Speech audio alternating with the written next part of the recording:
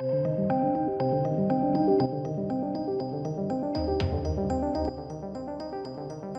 welcome. This is old. A few days now, 2 days in fact, and I was waiting for some more information to come out before I did a video on it, but we haven't seen anything. And as Star Trek is a complete mess at this point in time, I thought what we'd do is we'd take a look at this and just see how it pans out moving forwards, because I've done a few reports on Noah Hawley's Star Trek and also Quentin Tarantino's Star Trek. If you look, I've done a few reports on them. There's been a good few videos now, and the last we heard was that Simon Pegg didn't really know what was going on with either project, and it's all kind of up in the air. But now, a new rumour is that Noah Hawley's Star Trek movie has actually been completely rejected. So it's done, like it's gone, which makes some sense to some degree. But it also leads me to believe that Paramount they don't know where they're going with this now. And I also feel like this is probably potentially them sitting on it and waiting to see what the CBS Star Trek does and Picard and things like this, because they're probably running. I mean, they are running the Star Trek brand into the ground, and they're probably waiting to see whether this is even worth spending the money on now, because these cost hundreds of millions of dollars. So are they going to spend that much money on it if the brand is ruined? Which currently, critically, and like audience reaction wise, people aren't really, a lot of fans aren't liking it. You only have to watch the last few, look at the numbers for the last few Star Trek movies, and then Star Trek Discovery and things like that. Yes, it has its audience base, not denying that, but things aren't solid. It's not a solid audience base, and it's not as high as it should be for a franchise which is as long running as this. I'm not needlessly hating. Facts and figures are there. So let's take a look, right? A new rumour details that Noah Hawley's Star Trek film has been rejected by Paramount. Deadline previously reported that Hawley was working on a Star Trek film back in November, but details on the project were scarce at the time. And this was kind of superseding Quentin Tarantino's potential Star Trek, which I would have preferred to have seen that, to be honest. I think if you're going to do something with it, do something a bit new, a bit fresh. Hawley would provide an update on the film in January, telling Deadline I have my own take on Star Trek, and that was pretty much it. Really. It was a bit balls in terms of a take on the Trekking. He added, going back to what I loved about the series, Next Generation, when a lot of franchises focus on might makes right. Focus on might makes right. Star Trek is about exploration and humanity at its best, and diversity and creative problem solving. Now, this is why I think Paramount is waiting to see exactly how Picard does and all the CBS things, because isn't this a stark contrast, ladies and gentlemen, to Picard? Hawley going back to what I loved about the series Next Generation, when a lot of franchises focus on might makes right. Star Trek is about exploration and humanity at its best. Not exactly Picard, is it? Picard, absolutely, gone to the dogs, allegory for Trump and bloody Brexit. Oh, we're all isolationists now. We can literally, Picard, Starfleet says, we can literally decide if people live or die. Oh, it's a stark contrast from Noah Hawley, isn't it? So, ladies and gents, like when we start to say about all these kind of, educated potentials here, like an educated guess, I definitely think I'm right. I think Paramount absolutely are waiting to see what happens, because polar opposites, you can't produce that. You just can't. If you're looking to push a franchise out there again, you're not going to have complete opposites, because it doesn't gel, especially when they're set in the same universe. So, yeah. Now it continues, right? There's nothing better than that moment when William Shatner puts on his reading glasses and lowers Khan's shields. It doesn't cost anything, but it's that triumphant feeling about smarting your enemy. For me, it's about to getting to those elements of the show. I don't necessarily find action in and of itself interesting unless it's story.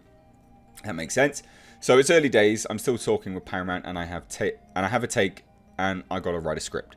I think they don't know what direction they're going in.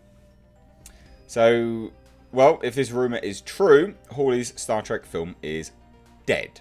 And I think I know why. So this actually comes to us from Angry Mr. Flibble. I love that Twitter name.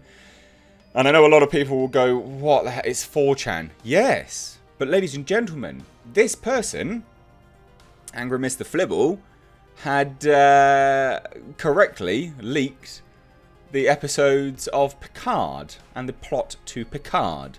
So when we talk about legitimacy and calling people out on credibility and things like that, he's all right. And he's got the best Twitter name there is. So the rumour leaked to 4chan and subsequently shared to Twitter by Angry Mr. Flibble says, Haller turned in a script, but it was deemed too Trekky by Paramount and has been rejected. I mean, that's unbelievable, right? Absolutely unbelievable. But that goes into what I was saying. How can you have this, right, when you're producing Picard? They just don't gel well with one another. They are not one and the same. They're literally polar opposites, tonal opposites. So the rumour adds that Paramount officials were also reportedly enraged that it shared a lot of similarities to the Orville, which they see as an inferior competitor that nonetheless is eating up their market share. Well, it's not fucking inferior then, is it, ballbag? Well, that's just, it's utterly hilarious. So, obviously it says, the draft turned in by Noah Hawley was deemed too Trekky by Paramount and has been rejected. I know you can't really see a lot of this, but I'm just reading it anyway. Paramount officials were also reportedly enraged. It shared a lot of similarities to the Orville, which they see as an inferior competitor, but nonetheless is eating up their market share. A lot more people got caught up in this, as Hawley sought help from old-school Trek fans at CBS and Paramount to put together preliminary art and concepts to pitch off his own back. When he got outright rejected, everyone got really pissed off. There could be a mass walkout. So it's not even that. Like, literally, people could just walk off now. The script was not set in the Bad Robot timeline, but in the canonical 1966 to 2005 era, which they're trying to step away from. It featured a mostly new cast. Hawley has walked since he feels the whole thing is a waste of time if he isn't allowed to direct the film he wants to make. There is no backup plan for a new film. Tarantino's movie will not happen. I mean, that's unbelievable. So, when we talk about all of this, I mean, it's gone to the dogs, hasn't it? But that goes hand in hand with what I was saying. They just don't know what direction they're going in. They are just doubling down on this nonsense that they're trying to push out there into the market. Like the Orville. Everyone, I mean, I literally haven't even seen the Orville. But I know people that have seen it that are Trek fans say that Orville is a better Trek than Trek itself currently. So it's a real shame. It's a real shame. Now, obviously, the fact that Quentin Tarantino's Trek won't happen, that sucks. I would have loved that to happen. And I know a lot of people don't like that idea, I'm aware. But I just think, like, if it's Picard or Tarantino's Trek, I'm going to go for Tarantino's Trek. I don't want to be lectured on Brexit, and I don't want to be lectured on Trump in my media. You know, life is crap enough as it is. I just want to enjoy some escapism. And Trek was that. Trek was great. Trek was... Humanity has achieved a utopia. Therefore, what we're going to do is go and educate aliens learning from our mistakes. So yes, it was political, but not from the perspective of humans being scum. It's from the perspective of the aliens being scum and us educating them to come over it, you know, to get over that and live a utopian life which we had achieved. So I appreciated that earnest outlook. That's how you do it.